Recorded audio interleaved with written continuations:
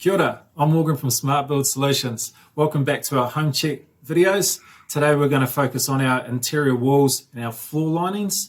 The things to check out for if you've got any mold build-up or any mildew, or if you've got any water stains on your flooring. So come with me and we'll head on up and we'll have a look and see what we can find. Here we go, the interior wall of our spare bedroom. This wall's on the south facing side of the house, so it tends to get quite cold. So what I like to do is to check the jib to make sure that there's no signs of obvious mold. Then come along to the window, check the framing. The windowsill looks like it's starting to crack. Got a bit of flaking with the paint as well.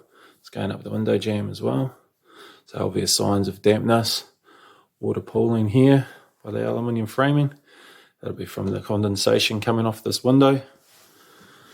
Some aluminium windows have got drainage holes in the framing. So one thing to do is just to check to make sure that those are clear and any build-up of water can get through them. Another thing to check for with mold is behind blinds, curtains. Definitely obvious signs here of mold. To get onto that and scrub that up, and that'll be due to condensation. If you have a big problem with condensation in your rooms, dampness, can get a dehumidifier, or if the budget allows, go for something like a drive air system or an HRV system. Next, check the rest of the walls in the room. Just make sure that there's no obvious holes or cracks or peeling wallpaper. Then I like to move on to the doors. Make sure that the doors can open freely and they're not sticking onto the carpet. Also check the door hardware just to make sure that the door can close. Some doors might not be closing, and that could be an issue with the door hardware, with the handle and the striker plate. We move on up to the ceiling. Make sure that our scotia has no cracks. It's not falling off. This is our scotia here. Runs between the top of the wall lining and the ceiling. And then moving on to the ceiling, just making sure that there's no obvious watermarks, any ponding or any sagging with the ceiling linings, which can show that there could be water damage up in your roof space. Next, onto our flooring. All you want to do is make sure that there's no holes, any soft spots. The floor is nice and solid. That's looking pretty good. And then moving on to our skirting, make sure there's no gaps, cracks in our skirting here. This is our skirting. Find it between the carpet and the bottom of the interior wall. That all looks pretty solid, all good. No gaps, no drafts. Happy days. Next room to check on is our bathroom. This is a wet area room. So these walls are quite busy. Got a shower over here, vanity, and also the bath. Pretty common in houses of this age. So high traffic, a lot of water going places it shouldn't. First thing I like to do, check the floor, make sure it's nice and solid. There's no holes, soft spots, any evidence of water damage, even under the vanities and that sort of thing. Just making sure that it's solid and the toe kick's solid as well. Come along to the shower. Something to really check out for with these showers is sort of just where the base of the shower is. You'll have a line of sealant that weatherproofs the frame of the shower to the base. See that straight away that there's a lot of mold that's been built up there. So just have to attend to that. And down here, checking. All there feels pretty solid. In the corner there, got a bit of mold build up there.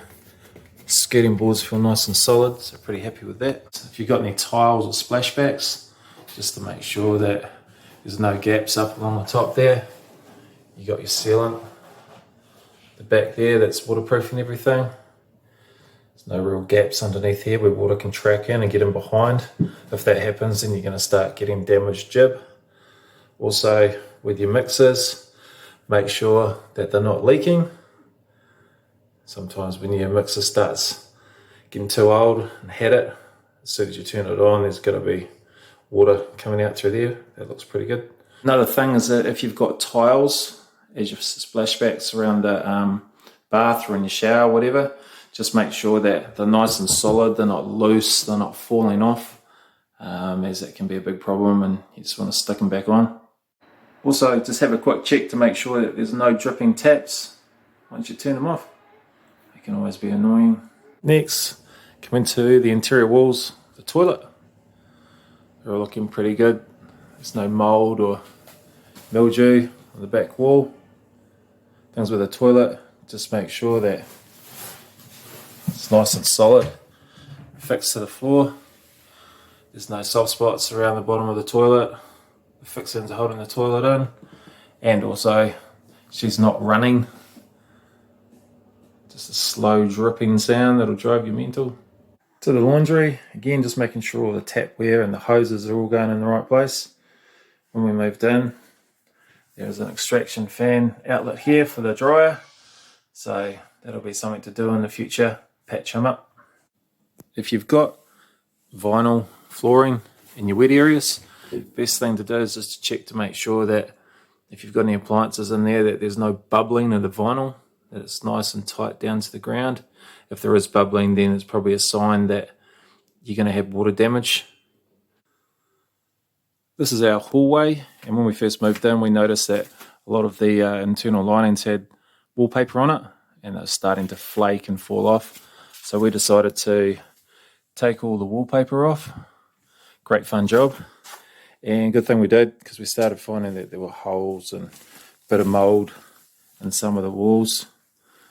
Also found that this panel of jib here was flapping around, so we just had to put an extra line of screws in there, make sure it was solid. The reason we decided to go this way was that it was going to be a lot quicker and a lot cheaper for us to strip the walls and then replaster and then paint. Means that we don't have to take the jib off and straighten all the frames and put the jib back on. So work in progress. So there you go, just a couple of things to quickly check out for when you're looking at your interior walls and your flooring. Now if you've got any questions or any queries, please feel free to give us a call. We'd be more than happy to share our advice, and if we can help you in any way, we'd be more than happy to do that. Stay tuned, because we've got one more video coming up which will be focusing on the outside of your property and walking around the boundary of your house and having a look at what you can keep an eye out for. Thanks for watching. See you next time. Cheers.